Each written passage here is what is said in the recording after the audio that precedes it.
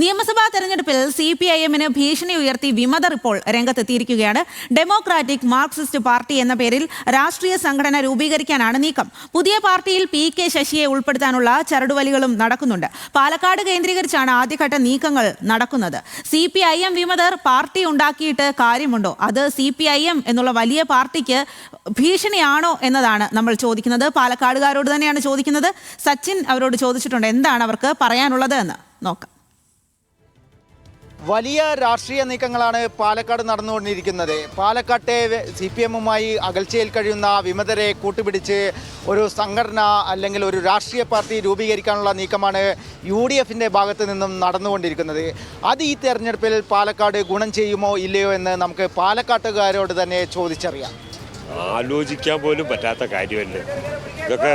ഒരു എന്താ പറയുക, ജനങ്ങൾ ജനാധിപത്യത്തെയൊക്കെ വളരെ ഗൗരവത്തിൽ കാണുന്നുണ്ട്. അതൊന്നും നടക്കാൻ പോകുന്ന കാര്യമേ അല്ല. പാർട്ടി പ്രവർത്തകർക്ക് അവരുടെ പ്രവർത്തനത്തിലല്ലേ ഇതാക്കുന്നത്. ഇവരെയൊക്കെ ഗൗനിക്കാൻ ഇവരൊന്നും മാത്രമല്ല, പാർട്ടിക്കാർ മാത്രമല്ല, ജനം ശ്രദ്ധിക്കുമോ പാർട്ടിക്കെതിരെ നിന്ന? CPM ബാധിപ്പില്ല, ബാധിപ്പ് വരില്ല. CPM ഇന്ന് പാലക്കാടല്ല, കേരളം കംപ്ലീറ്റ് വെള്ള വികസനത്തിലാണ്. അതായത് CPM-ൽ വന്നിട്ട് ഒരു ഇതും പ്രശ്നം വരാനില്ല. ഇന്ന് വരെ പാർട്ടിക്കെതിരായിട്ട് ഒരു വിമത ഇതും നമ്മുടെ പാലക്കാടല്ല, പാർട്ടി കേരളത്തിൽ നടക്കില്ല.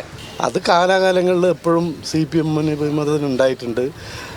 അവർ എന്തെങ്കിലും കാരണവശാൽ CPM-ന് കുറ്റം പറഞ്ഞതിൽ കയറി മാറിപ്പോയി എന്നല്ലാണ്ട് CPM-ന് ഒരു കോട്ടവും സംഭവിക്കാൻ പോകുന്നില്ല. ഭീഷണി ആകുമെന്നുള്ള ഭീഷണി പറയാൻ പറ്റില്ല. ഇപ്പോഴത്തെ സാഹചര്യങ്ങൾ എങ്ങനെ പോകണമെന്നൊന്നും പറയാൻ പറ്റില്ല. വേറെ പാർട്ടി രൂപീകരിച്ചും കാര്യമില്ല. നമ്മുടെ CPM കട്ട നിൽക്കും. വേറെ പാർട്ടി എത്ര വഹിച്ചാലും നടക്കില്ല. കമ്മ്യൂണിസ്റ്റ് പാർട്ടിക്ക് അടിത്തറയുള്ള മണ്ണാണ് പാലക്കാട്.